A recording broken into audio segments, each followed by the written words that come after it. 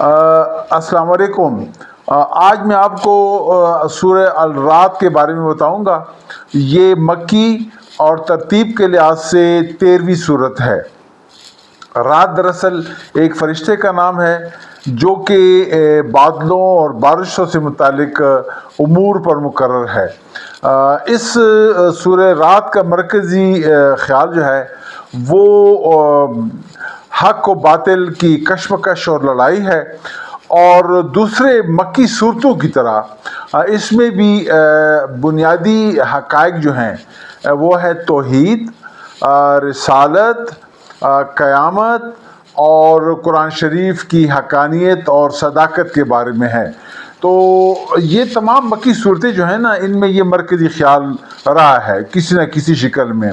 ایک بات میں آپ کو بتاتے چلوں کہ مکی صورتوں کی تعداد تقریباً 86 ہے، اور اس میں تقریباً یہ تمام امور جو ہیں توحید، رسالت، قیامت، قرآن شریف کی حقانیت اور حقائق پر بات کی گئی ہے۔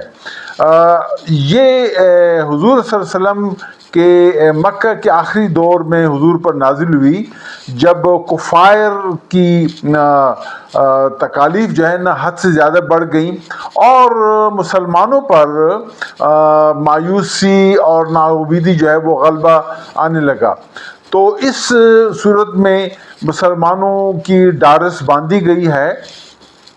اور اس سورہ میں قرآن شریف میں ایک بات میں آپ کو بتاتے چلوں کہ اس میں تقریباً 29 انبیاء کا ذکر ہے۔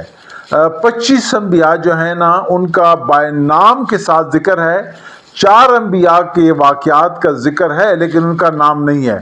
ان نبیوں کے بیان کرنے کا مقصد یہ تھا کہ ہر تکلیف کے بعد آسانی ہے، اور مسلمانوں کی ڈارس باندھی جائے تاکہ وہ ناامید نہ ہو۔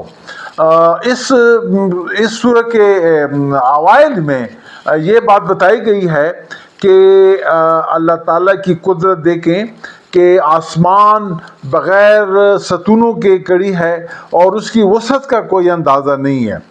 اس طرح سے موسم ہے، چاند ہے، ستارے ہیں، بادل ہیں، گرمی ہے، سردی ہے، یہ تمام جو ہے نا یہ اللہ تعالیٰ کی قدرت کو ظاہر کرتی ہیں۔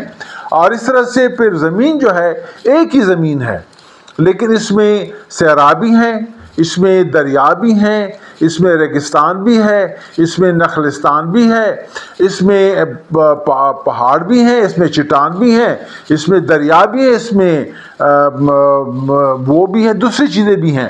تو یہ تمام چیزیں جو ہیں یہ ایک ہی زمین ہے۔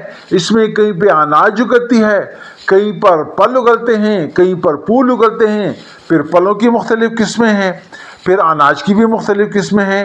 تو یہ تمام چیزیں بتا رہی ہیں کہ اللہ تعالیٰ کی قدرت کی نشانیاں۔ تو پھر یہ بتایا گیا ہے کہ جب یہ تمام ایک ہی زمین میں مختلف قسم کے چیزیں اگتی ہیں، آسمان ایک ہی ہے، اس میں مختلف چیزیں ایک ترتیب کے ساتھ سورج، چاند، ستارے جا رہے ہیں، تو پھر تم کیوں اللہ تعالیٰ پہ یقین اور ایمان نہیں لاتے؟ والسلام ورحمۃ اللہ وبرکاتہ۔